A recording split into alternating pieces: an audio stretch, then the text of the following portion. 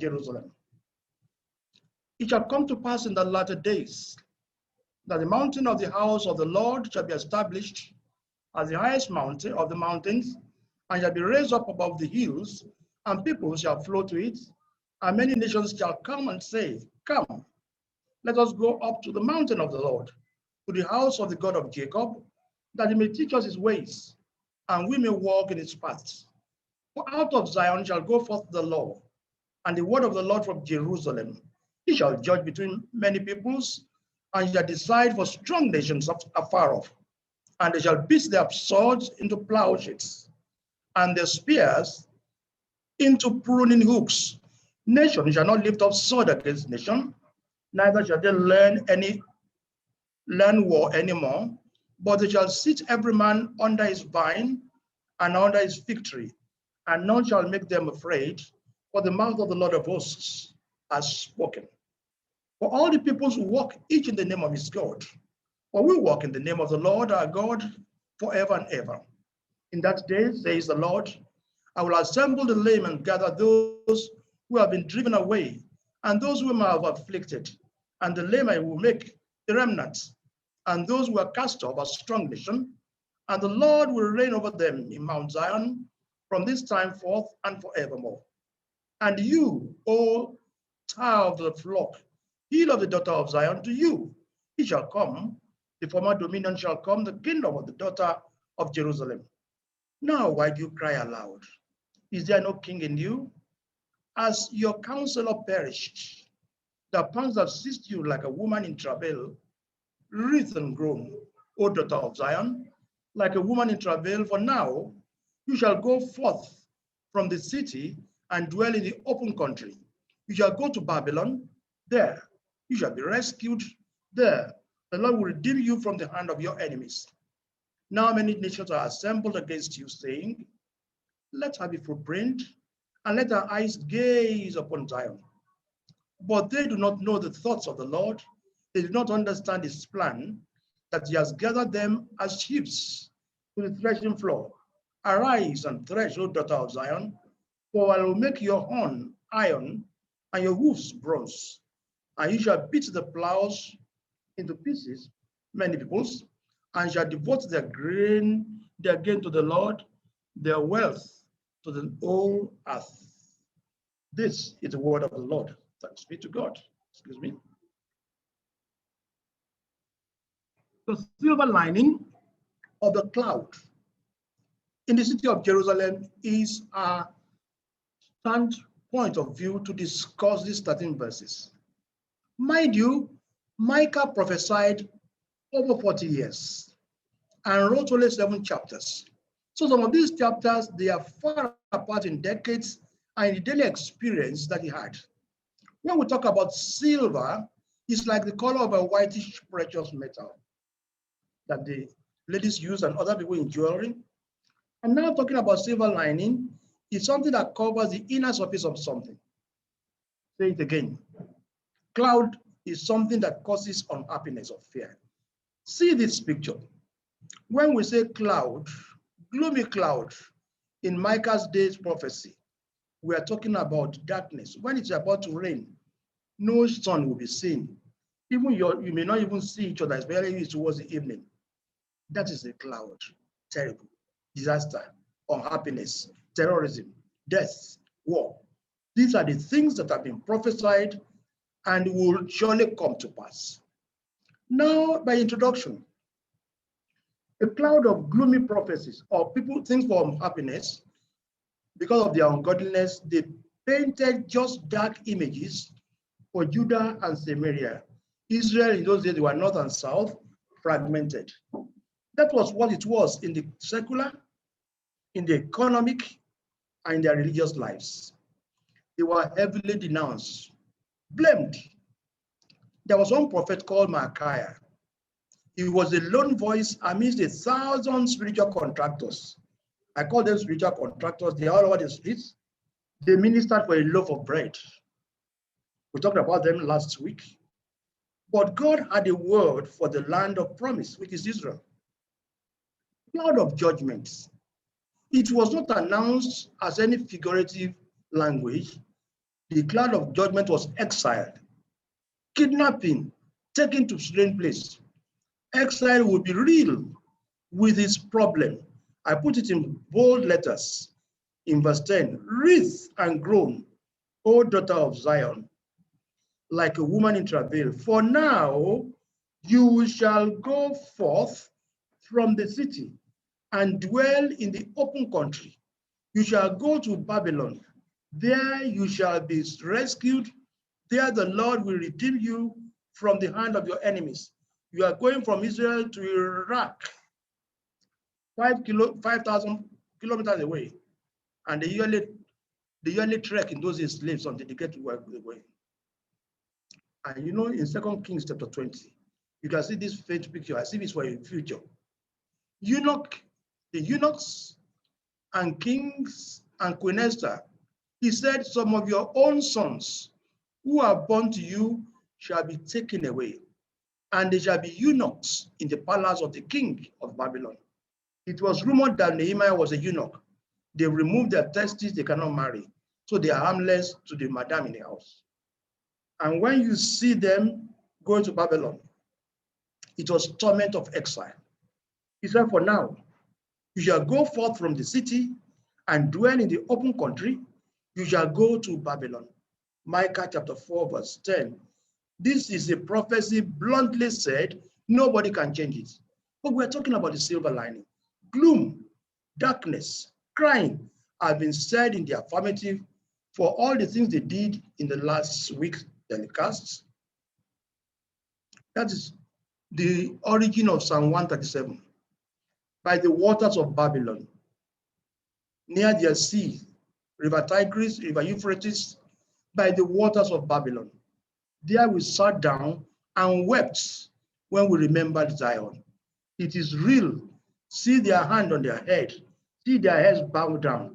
When Muslims and other people are saying, come on, come and sing a song, you idiots.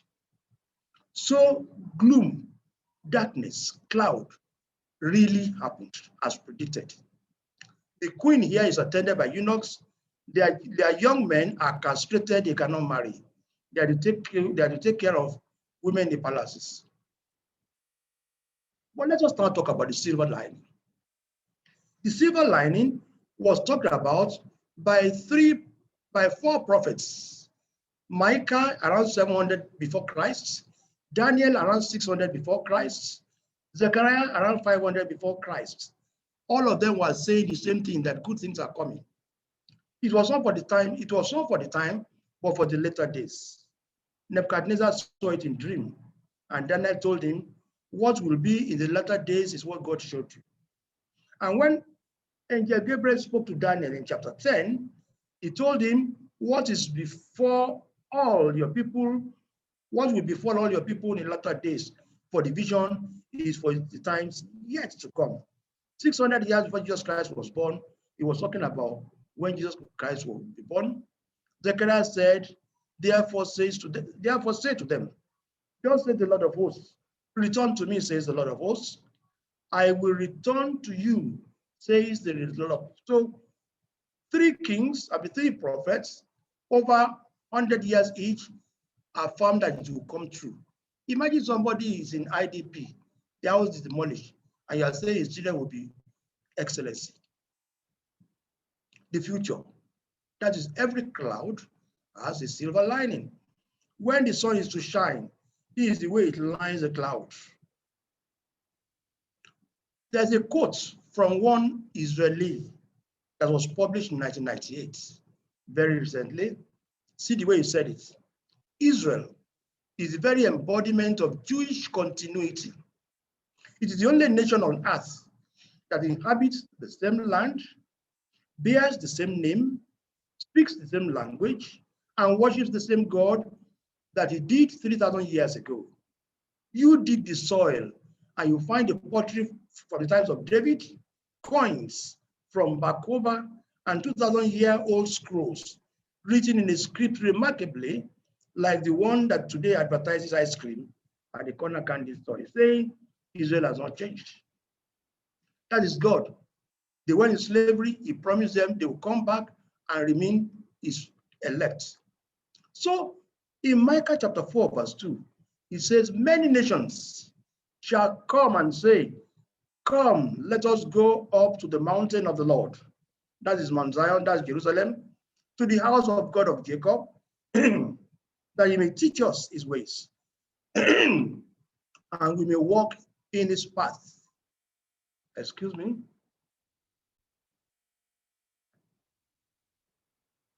And the Bible continues. For out of Zion shall go forth the law, and the word of the law. It was coded around 700 years before Jesus Christ was born. It is happening today. Everybody is going to Israel for one thing or the other. See a president, a prime minister of Israel.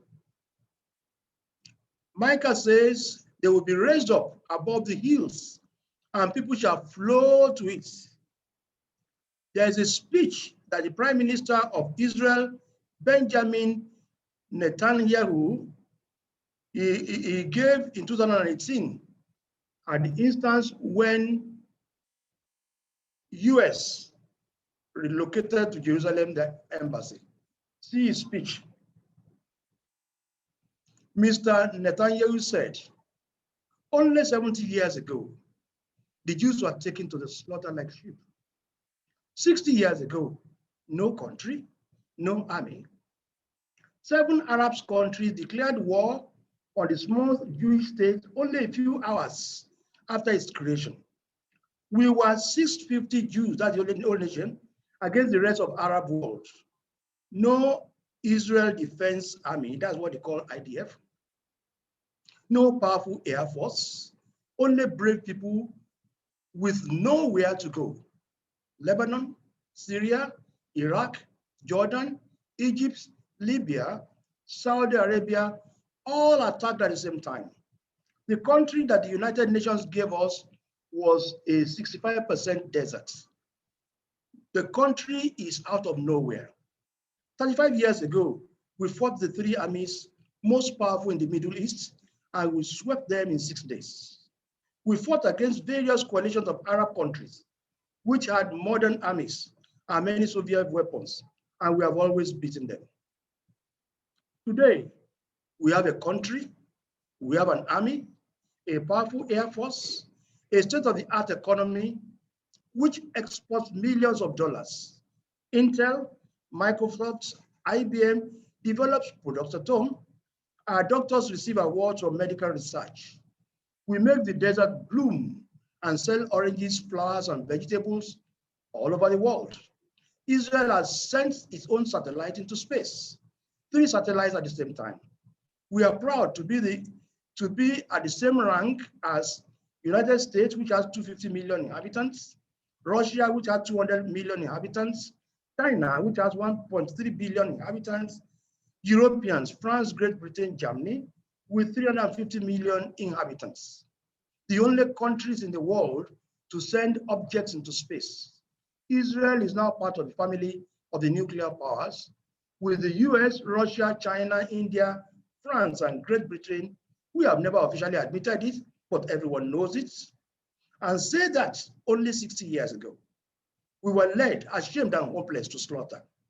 We have exposed the smoking ruins of Europe. We have won our wars here with less than nothing. We built our little empire from nothing. Who is Hamas to scare me, to terrify me? You make me laugh. Passover was celebrated. Let's not forget what it is about.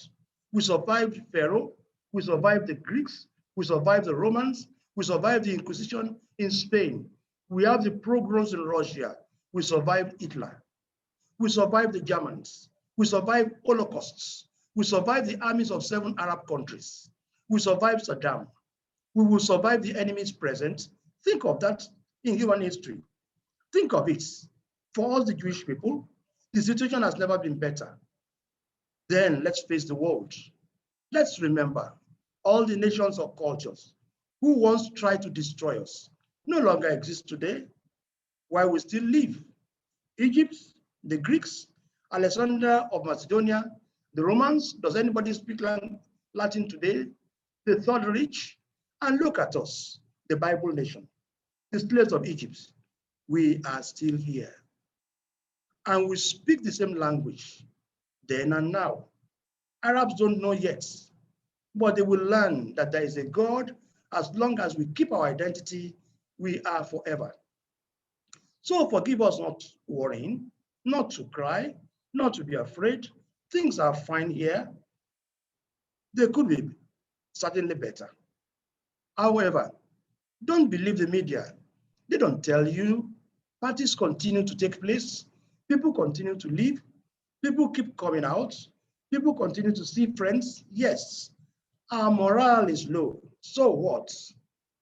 Only because we mourn our death while others rejoice in the bloodshed. That is where we will win in the end. Never sleep or sleep. The guardian of Israel, Yahweh, God of Abraham, Isaac, and Jacob. And he said, forward this speech to the whole community and the people around the world. They are part of our strength. What was predicted 2,700 years is Israel is a power. So Micah talked about the distinction of Jerusalem. Jerusalem in Zion was with God's choice to be established on earth. He said, for out of Zion shall go forth the law.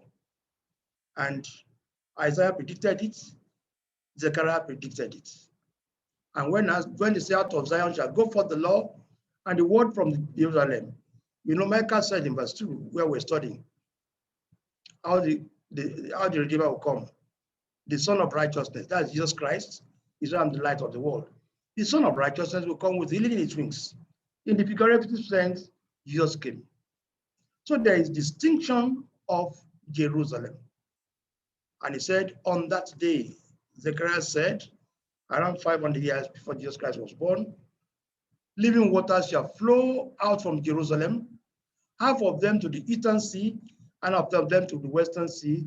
It shall continue in the summer and winter, and the Lord will become king over all the earth. On that day, the Lord will be one, and his name one. That is the figure of language. Living waters, that Jesus Christ is flowing right, is flowing right, left, all over the world. It's not just day, this is the day where Christianity is all over the world. Do you know what Jesus said in Samaria with this photograph? You worship what you do not know. We worship what we know, for salvation is from the Jews. And Zechariah, in 500 years before Jesus Christ was born, the Lord will be king over the whole earth. He said, on that day, when the Lord talked about a day, it may be 1,000 years. On that day, there will be one Lord, and his name the only name. That's Jesus today.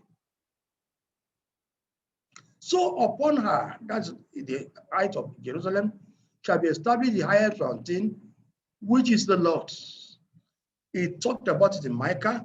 Isaiah talked about it, where we underlined, he said, many people will say, come, let us go up to the mountain of the Lord, to the house of God, that he may teach us his ways, and we may walk in his path.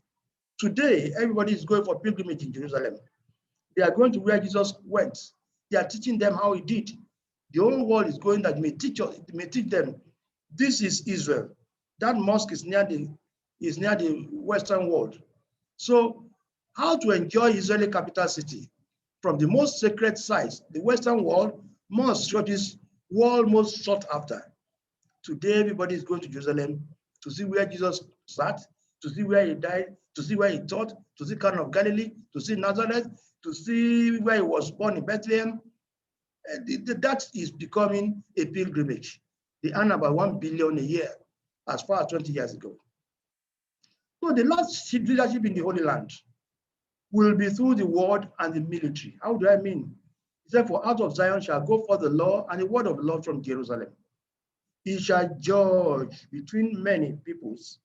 And the second underline, and they shall beat their swords. In other words, there will be fighting, but eventually they will let go all their instruments.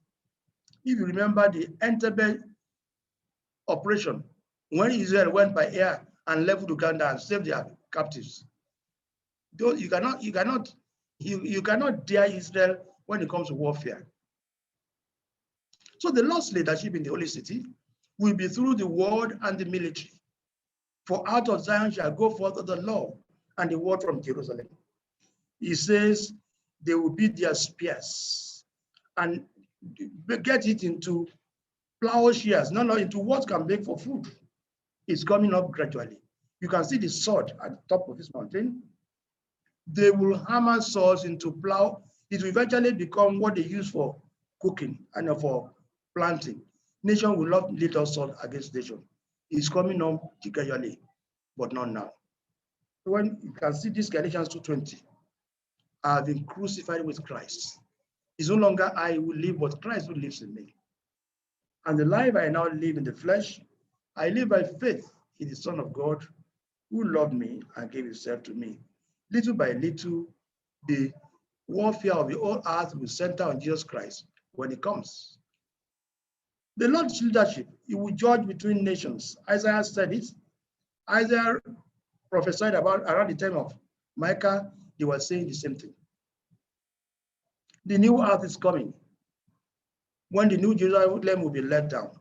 And in Isaiah chapter 2, verse 4, he shall judge among the nations and shall rebuke many, and they shall beat their swords into plowshares and their spears into pruning hooks. Nation shall not lift up swords against nation, neither shall they learn war anymore. Israel ceased to be a nation for hundreds of years, and the prophecy is coming, there is a strong nation. How will you now say Jesus Christ will not come and this will be happen? Gradually, it's coming live in our time. In Isaiah, he says, his delight shall be in the fear of the Lord. When they were prophesying how Jesus Christ will come, there shall come a son from Jesse. He shall not judge by what he sees or decide what he hears, but with righteousness he shall judge.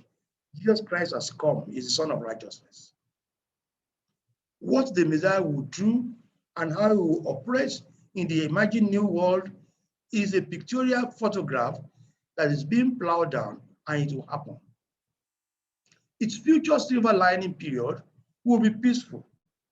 Micah says so in our chapter of study. Unlike the exile judgmental cloud of the prophecy, he shall sit every man under his vine. It was prophesied. It happened during the time of Solomon. There was no war. Solomon means peace. The meaning of that word Solomon is a man of peace. It happened literally. See the world map. Where Christianity has reached is what you have seen like purple. Christianity has spread almost to all the world. Even in China, where they say it doesn't exist, that the ground, the thing is underground. The New Jerusalem, if God has ever showed you, full of light, it will happen. And I pray that we all make it, you remember scriptures. So when we are saying silver lining, the future silver lining period will be peaceful. Zechariah, who prophesied 200 years after Micah, said, in that day, says the Lord of hosts, every one of you will invite his neighbor under his vine and under his fig tree. Because of all the insurgents now, it will be as if it will never happen. But it will happen.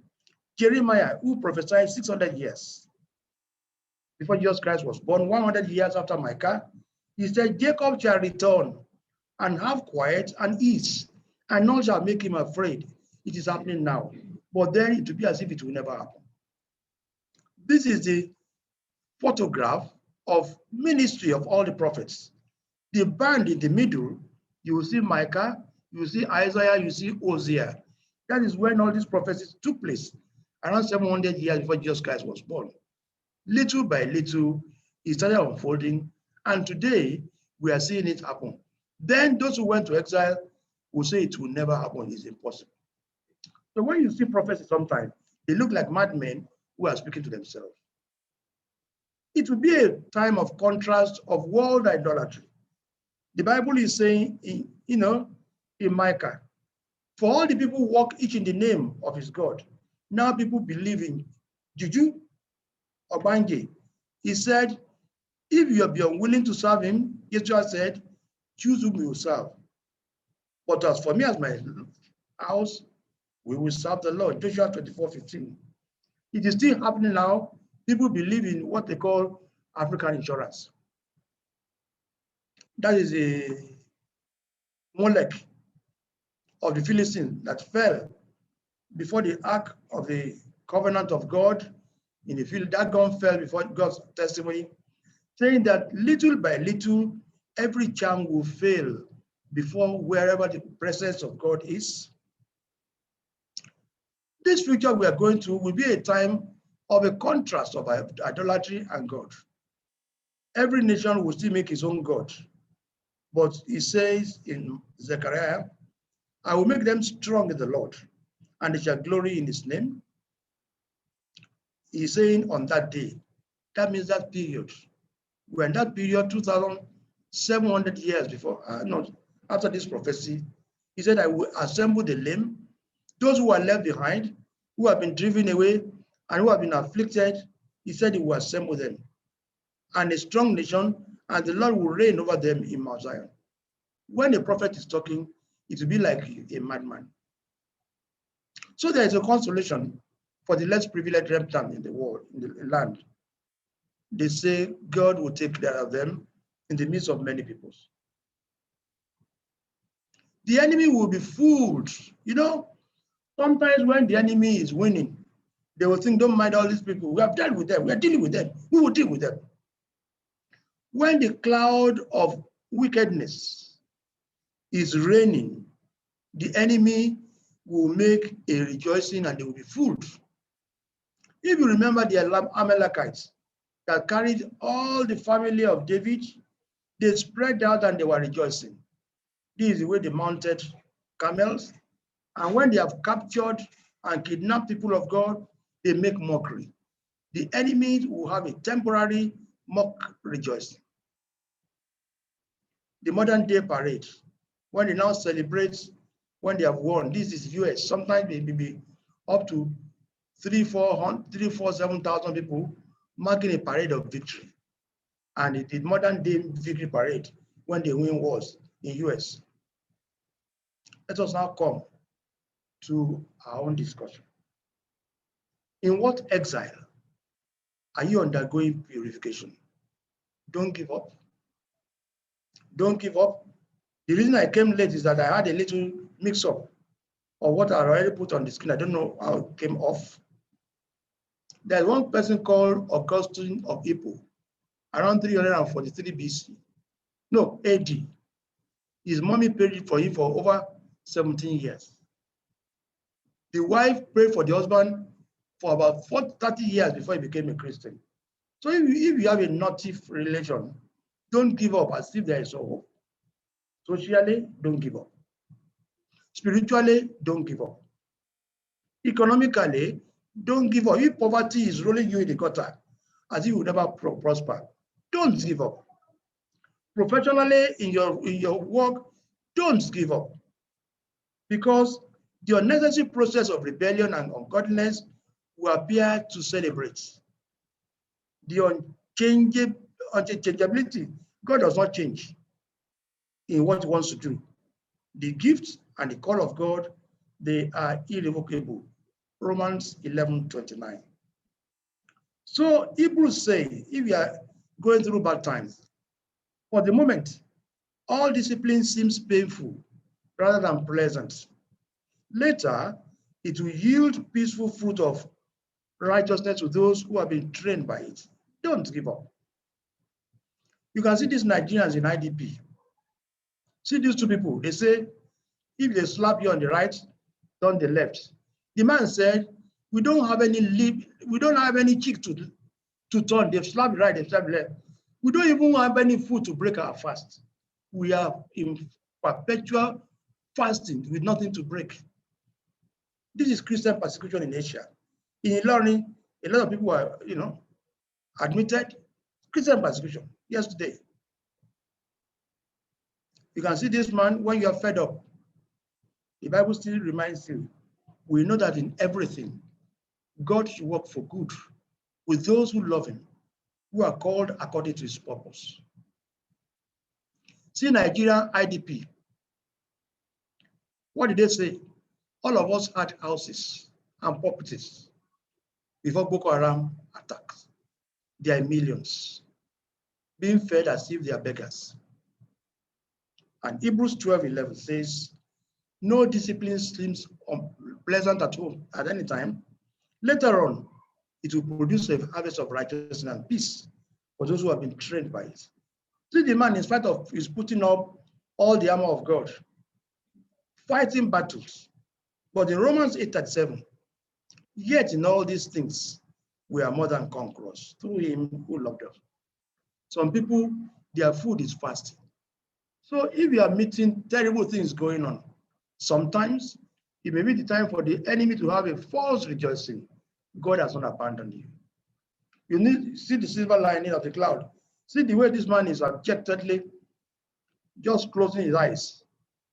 And Jesus Christ warned us in John chapter 16, verse 20. Verily, truly, I tell you, you will weep and mourn while the world rejoices. You will grieve, but your grief will turn to joy. So, amen, believers. It has come to pass in the latter days that the mountain of the house of the Lord shall be established as the highest of the mountains, and shall be raised up above hills, and people